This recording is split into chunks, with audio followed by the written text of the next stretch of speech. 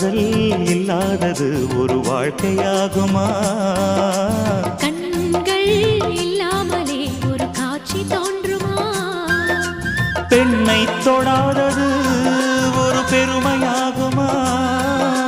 முத்தம் சிந்தாமலே அது முழுமையாகுமா? முழுமையாகுமா? காதல் இல்லாதது ஒரு வாழ்க்கையாகுமா?